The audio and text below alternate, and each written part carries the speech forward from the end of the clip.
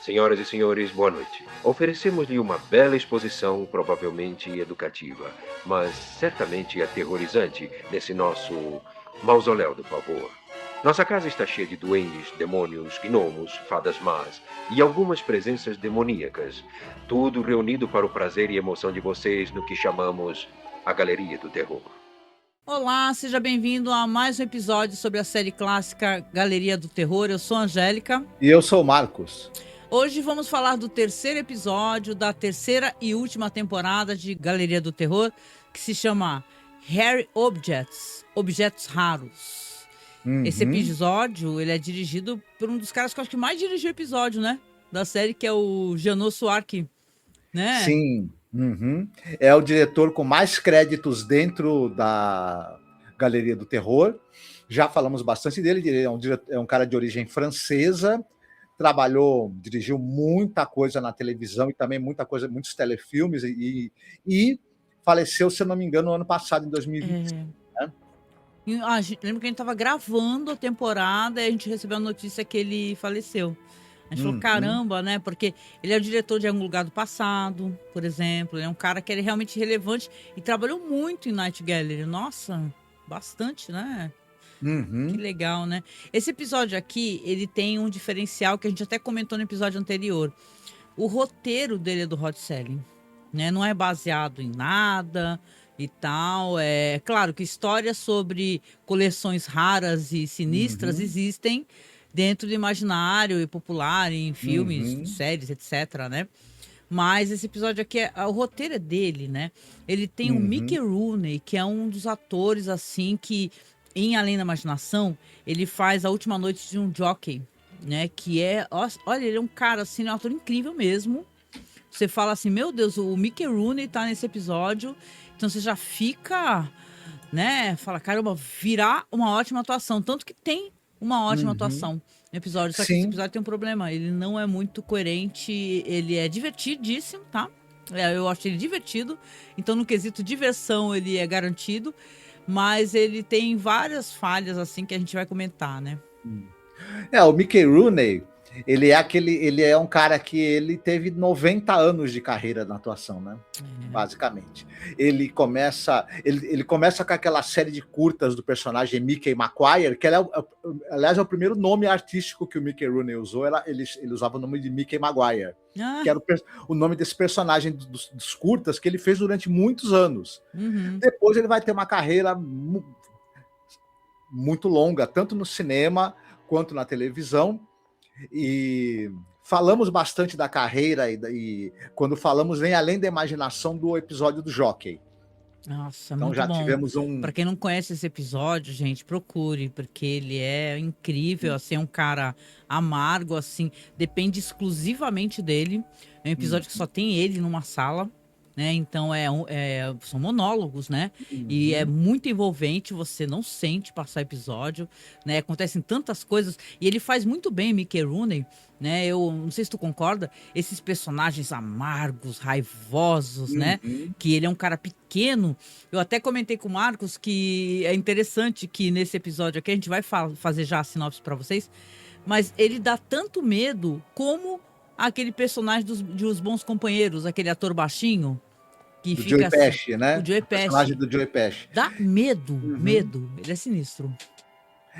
Então, ele consegue ter esse jeito intimidante e por conta da atuação dele. Ele é pequenininho em tamanho, né? Mas ele tem uma voz postada de uma maneira, uma linguagem corporal violenta, agressiva, intrusiva e intimidante, que a gente fica com medo desse baixinho, né, desse gangster baixinho desse episódio. E é interessante, é um excelente ator. Era uma figura assim, porque é engraçado que o cara ele foi o jovem Thomas Edison, ele foi o Huckleberry Finn. Quando ele era criança, ele era uma criança quase que onipresente no cinema americano.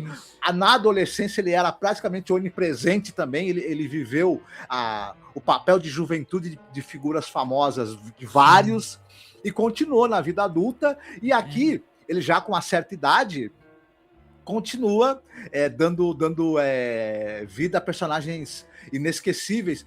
Eu diria que você falou muito bem, né? O que tem ele carrega nas costas desse episódio. A gente praticamente vale a pena ver o episódio para ver o Mickey Rooney fazendo um gangster e matando a pau no papel. Sim. E detalhe, ele consegue também passar algo importante. Ele é um cara violento, ele é um cara que não tem medo de nada, mas ele tá fragilizado aqui por estar sendo com a cabeça a prêmio. E ele também consegue transmitir esse medo que esse personagem tem de ser morto. É um cara violento, implacável, intimidante, mas que tem lá embaixo de tudo o medo da morte também. E o Mickey Rooney transmite tudo isso muito bem, né?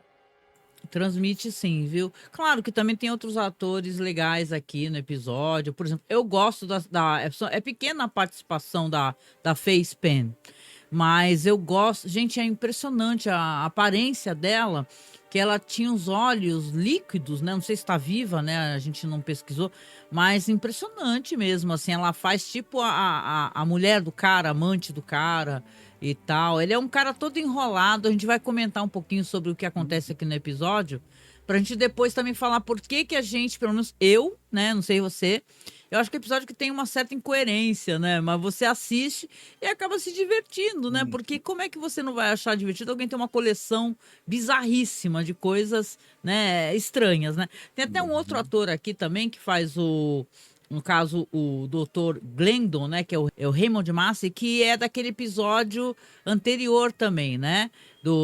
Ele faz justamente um cara que também é chegado em troféus, né? Ele já apareceu no episódio de Galeria do Terror anteriormente. Você vai lembrar que era aquele episódio que era Clean Kills and Other Trophies. Isso.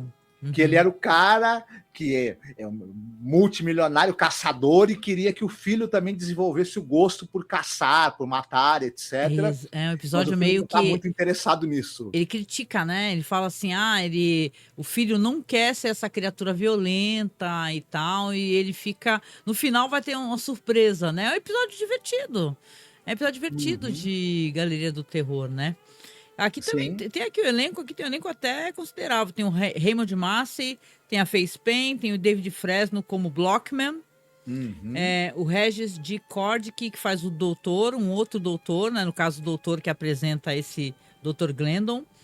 O Victor Sen-Young, que faz o mordomo, né? Que é o mordomo do Dr. Glendon.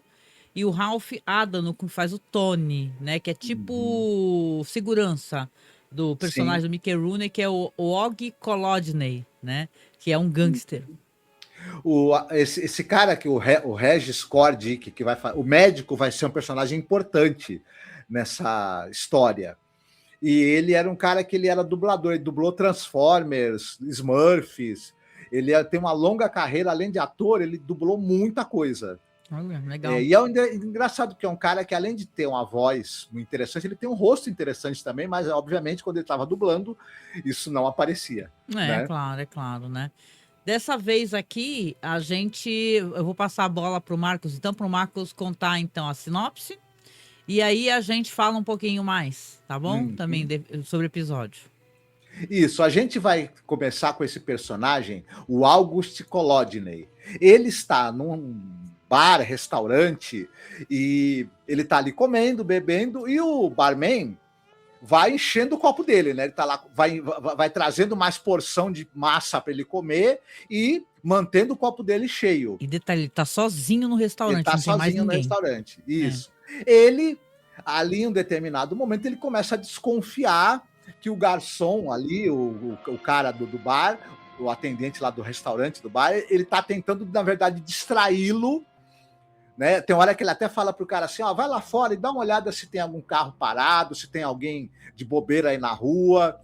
E ele já tá desconfiado que o cara, como tá tentando distraí-lo, porque na verdade a gente vai descobrir que ele tá com a cabeça presa, ele é um gangster, ele tá com a cabeça pedida e ele realmente vai sofrer um atentado nesse bar. Só que ele consegue fugir com um ferimento, a bala. Ele vai primeiro se refugiar no apartamento da namorada, né? Que você falou que é vivida pela a Face atriz Pain. aí, a Face Pain, a Face Pain é uma atriz que ela faleceu em 1983. Pena. Né? Já faleceu há bastante tempo.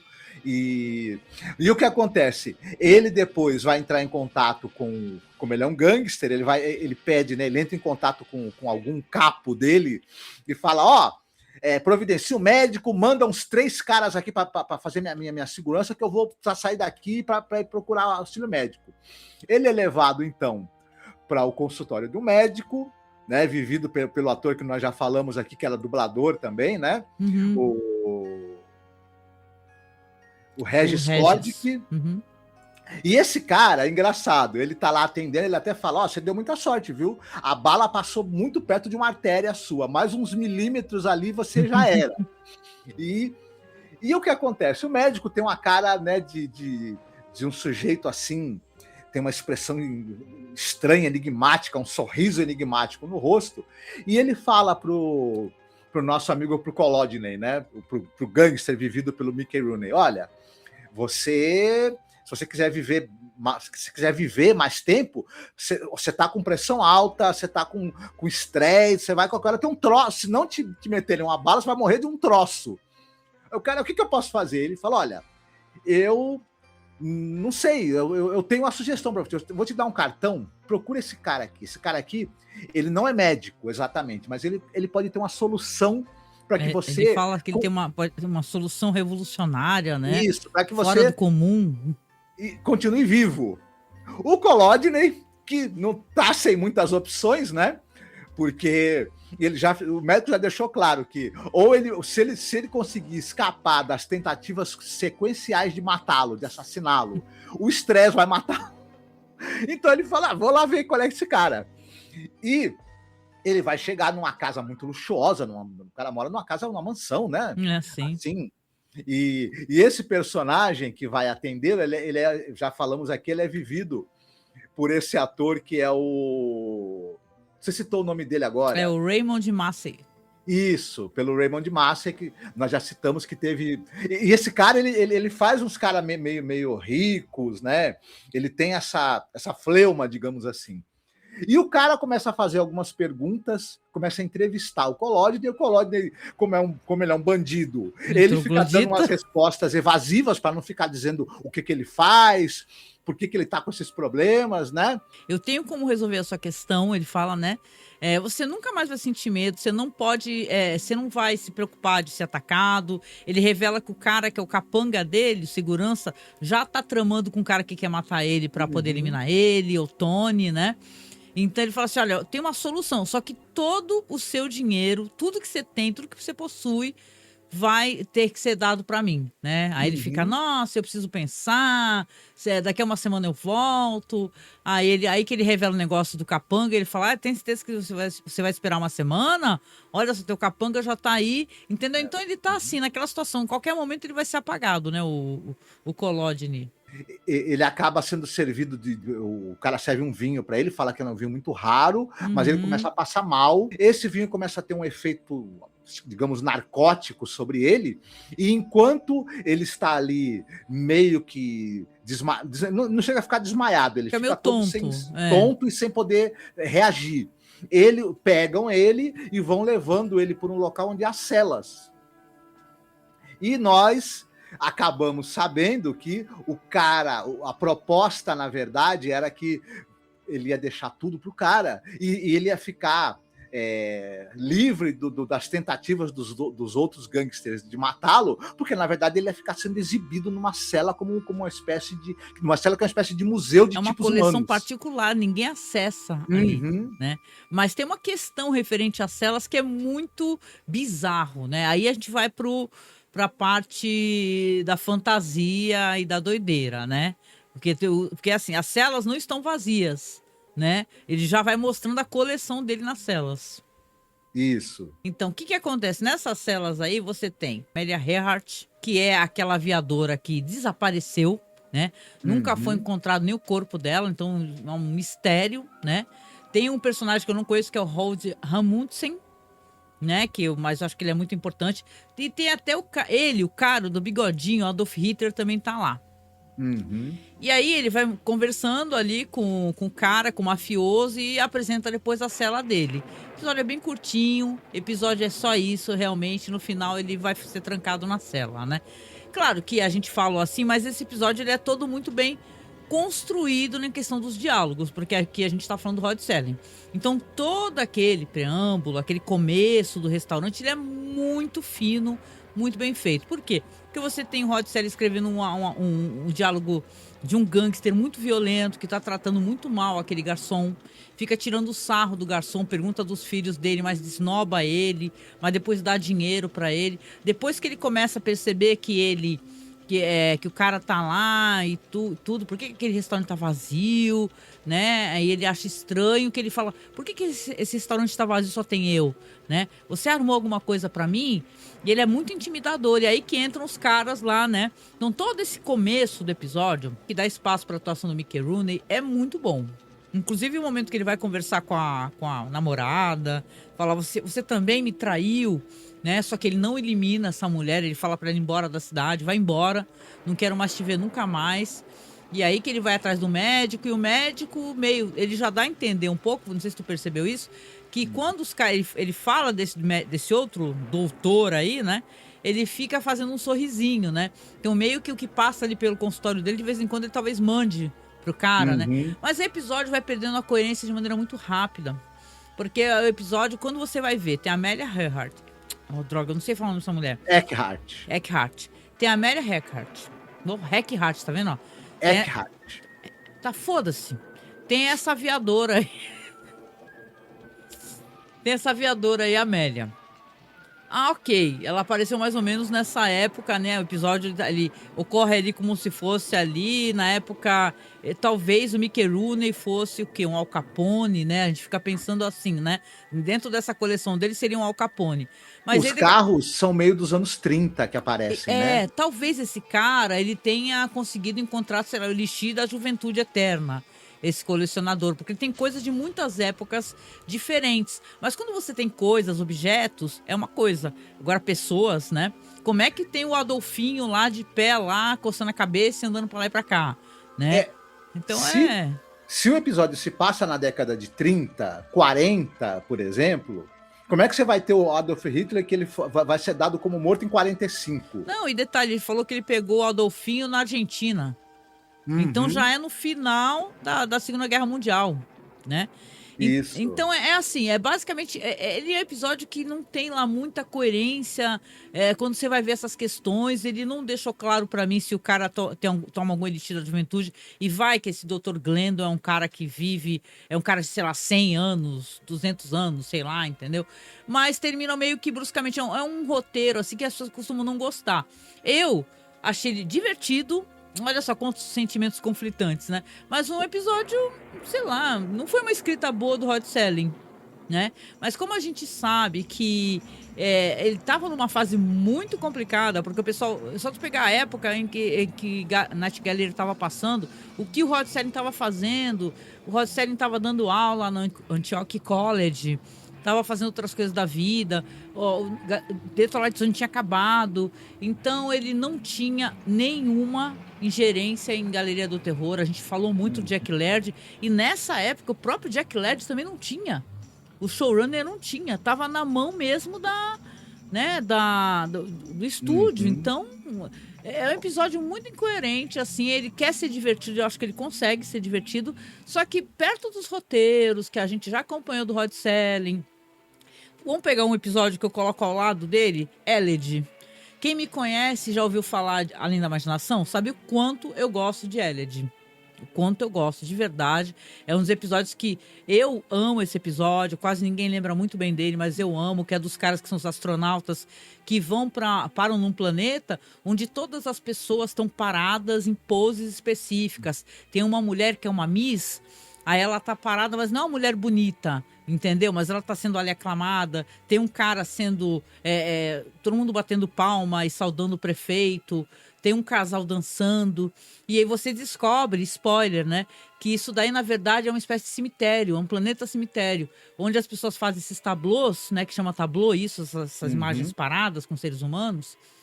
para poder... É um sonho da pessoa. Por exemplo, você antes de morrer, você resolve ir para esse planeta, mas você quer ser um ator famoso. Aí você vai estar lá sendo, né, recebendo um Oscar, por exemplo, entendeu?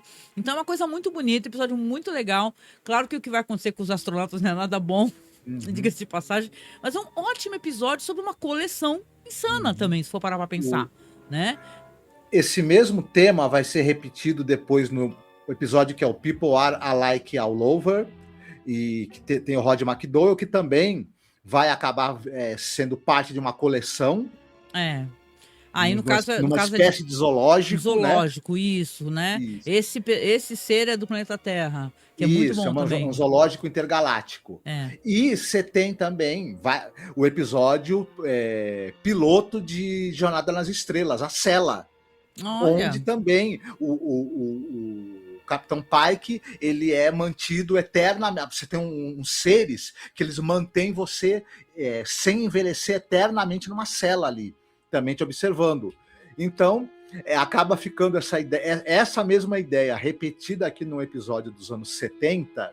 A gente já viu essa ideia nos anos 50 em Além da Imaginação, já vimos essa ideia nos anos 60 em Jornada nas Estrelas, e aqui ela fica com uma certa cara de uma solução bem requentada, infelizmente. Né? Não, requentada é uma coisa que não tem a finesse do que a gente espera do Rod Serling escrevendo roteiro, né? Um cara cheio de prêmios, né? Um cara com muitas premiações, que a gente sempre lamenta o falecimento dele tão jovem, né?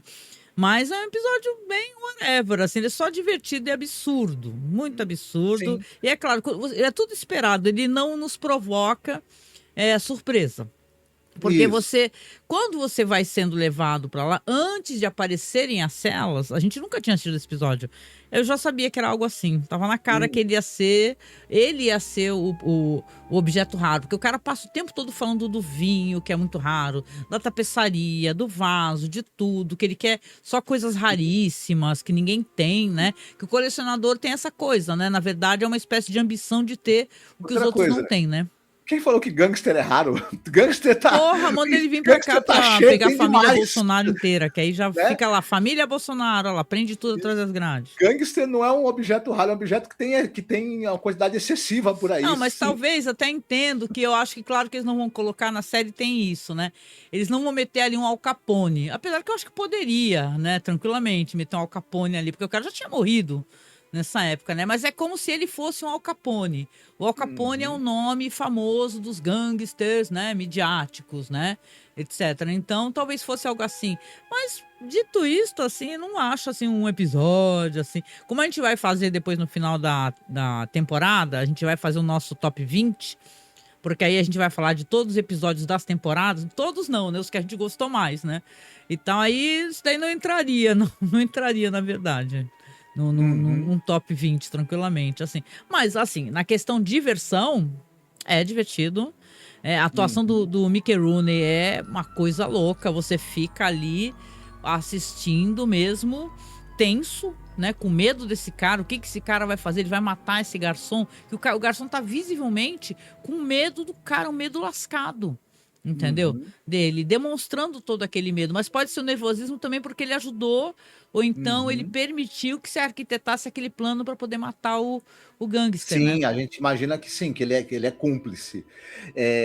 Mas acaba...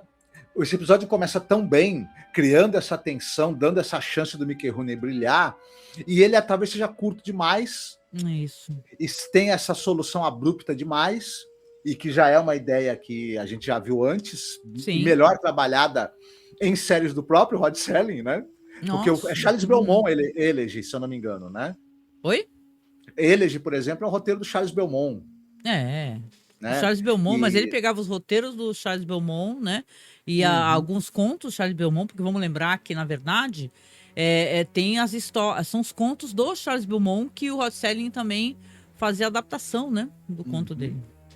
Mas, enfim, acho que você falou bem. Ele é um episódio que ele acaba não sendo memorável. Ele começa de uma maneira muito interessante, mas eu acho também, a gente já está no terceiro, a gente sente, se bem que os episódios das temporadas anteriores, embora fossem episódios de 1 hora, eram histórias que também tinham no máximo meia hora, né? Acabava não tendo nenhum episódio de uma porque hora. era assim, tinha 1 hora, mas eram 2 segmentos, às vezes com uma gag. Ou Isso. então, um segmento e uma gag, né? Então tinha essa coisa, tinha aquele formato diferenciado. Aqui tá como realmente além da imaginação. A primeira temporada é toda de episódio de 25 a 27 minutos no máximo. Isso. Mas são episódios redondos, ali tem uma revisão de roteiro muito boa. Então você, na verdade, você vai ver histórias que você não fica... Né? A maior parte delas, eu acredito, né? O que é um feito, né? Histórias que vão te fazer refletir de alguma maneira dentro daqueles 25 minutos, né? O que Galeria do Terror nessa temporada... Eu arrisco dizer que não está acontecendo muito isso, né? A gente, claro, ainda tem muito episódio pra gente assistir, comentar, mas eu fiquei com essa sensação, né, Marcos? Que parece que eles não estão conseguindo em 25 minutos, como é na imaginação, entregar uma história muito marcante, né? Por enquanto, pelo menos nesses primeiros episódios, nesses 3 primeiros, a gente ainda acabou não vendo nada que fosse tão empolgante, eu diria assim, né? É verdade. Só para citar um negócio interessante, que talvez os nossos ouvintes notem, que a gente citou a data que esse episódio foi ao ar. Quando a gente for falar do próximo na nossa lista, as pessoas vão perceber que a data do próximo é anterior a esse, porque no IMDb ele aparece como 4º, mas para a nossa lista que nós estamos vendo na coletânea que nós pegamos, ele é o 3º da série, do ano. Porque a gente até explicou isso daí, é bom você recordar, eu gosto, porque é o seguinte, gente, tem muitas maneiras, muitos formatos de entrega de Galeria do Terror. Tem, pra você ver, quando a gente começou a gravar, a gente começou a estranhar que o release que a gente tinha não tinha uma gag. Não tinha um episódio, estava em outro. Aí a gente percebeu que é o seguinte, são vários tipos de entrega. Aqui oficial, eu tô seguindo pela Wikipedia, e por vários sites e blogs que também consideram esse episódio como 3º. Porque ele pode aparecer numa outra lista de outra maneira. Então, por isso que a gente sempre recomenda, quando vocês forem assistir, eu sei que as pessoas querem assistir, e teve até gente uma lembrança boa. Teve gente que tava pedindo assim, poxa, né? Quando eu postei a vinheta. Ai, que legal, só que não tem dublado. Eu, particularmente, vocês me conhecem aqui, eu não gosto muito de assistir os dublados. Mas até na vinheta eu peguei um áudio do narrador que faz a dublagem do Hot Selling. E tem no OkWho. Só que eu digo para as pessoas aprenderem a tentar usar o OkWho, que é basicamente um Facebook russo, gente. É só isso. Você não tem nem que logar lá para poder assistir as coisas. Se você colocar o OkWho, e a gente tem no site, lá no Sidebar, assista, né, Além da Imaginação, tem o search, a busca, a lupinha. Você coloca lá o nome do episódio em português. Por exemplo, esse daqui é Objetos Raros, não é?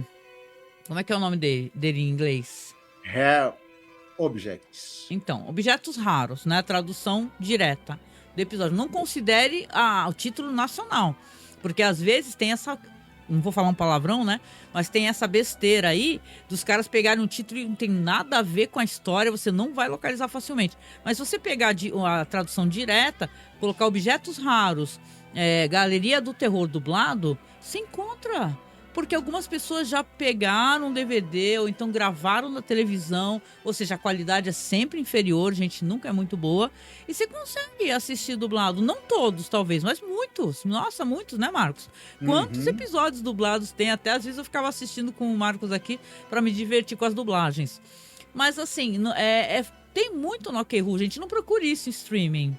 Né? Tem até alguns streams brasileiros aí que o pessoal fala que tem os direitos de passar Além da Imaginação, Galeria do Terror, ou algumas pessoas que falam que tem a versão dublada, é a pessoa colocando o Blu-ray, né? O arquivo de Blu-ray e botando um áudio da dublagem. Só que a gente vai ver, gente, a dublagem, a qualidade chega a ser chocante de ruim, sabe? Aí você tá assistindo um arquivo de Além da Imaginação, porque eu tô falando de Além da Imaginação, em Blu-ray, com áudio, sei lá, horrível, chiado, não remasterizado. Então é complicado essa questão. Eu recomendo sempre vocês tentarem assistir legendado, porque a gente fez o upload, eu, Angélica, fiz o upload de tudo legendado. Mas lá no próprio OkWho, que foi para onde eu fiz o upload, você encontra dublado sim, é só procurar, tá?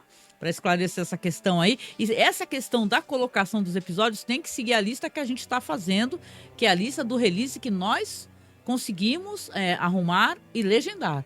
Senão você vai ficar perdido, entendeu? Tem que procurar pela listagem, ou então se você assistir numa outra ordem, procura depois do podcast. É o que dá para fazer, né? A gente trabalha com o que tem, né? É isso, né? Então, aqui chegando no final, gente, a gente sempre pede aqui seu apoio, sua ajuda, porque é importante, né? Não pule esse momento do vídeo, por favor. Vocês estão vendo aqui do lado que tem 2 QR Codes, tem um QR Code vermelho, que é o Live Pix, tá? Você pode mandar um áudio pra gente que a gente vai tocar nos podcasts, que a gente tá gravando ainda nesse momento, você vai ver esse vídeo depois. A gente está gravando os episódios, mas vocês podem mandar um áudio, falar o nome do episódio direitinho, que a gente toca no podcast. Eu e o Marcos, né? A gente escuta o seu áudio, né? E toca no podcast. Já fica aí, então, a lembrança da sua participação para sempre. É uma coisa muito legal. É R$5 apenas. E também tem esse QR Code da Amazon, que se qualquer compra que você fizer na Amazon, pelo nosso QR Code, já vai direto, assim, a gente ganha um cafezinho da Amazon, pela recomendação, nos ajuda no projeto a garantir que a gente mantenha nossos microfones funcionando, webcam, etc. Qualquer problema, ajuda que o nosso projeto continue. Então, você compra lá, você não paga nada mais, porque o valor continua o mesmo do produto que você quer. E a gente recebe essa micro ajuda aí que, né, 1 mais 1 são 2, por aí vai, né? Muitas pessoas comprando talvez ajudasse, a gente conseguisse até ter meses aí melhores, né? Porque ultimamente está bem difícil. E também a gente tem o nosso Pix, que é apoiomasmorra@gmail.com. Nós temos nosso Apoia-se, que você pode apoiar mensalmente com qualquer valor. A gente pede sempre para ser acima de R$10, se possível, né? Porque o Apoia-se também tira uma cota para eles. Nos ajuda também, é bom ter esse valor aí. A gente tem pouquíssimos apoiadores no Apoia-se, sabe? Então, a gente queria ter uma meta de pelo menos 100 apoiadores no Apoia. Se você puder ajudar, a gente ajude, sabe? R$10 é bem pouquinho, dá para você ajudar, não vai pesar e você pode colocar no seu cartão de crédito, tá bom? Então, com isso, a gente fica por aqui. A gente deseja para você uma ótima semana, um grande abraço. A gente se encontra em breve. Beijinho. Tchau, tchau. Tchau, fiquem bem.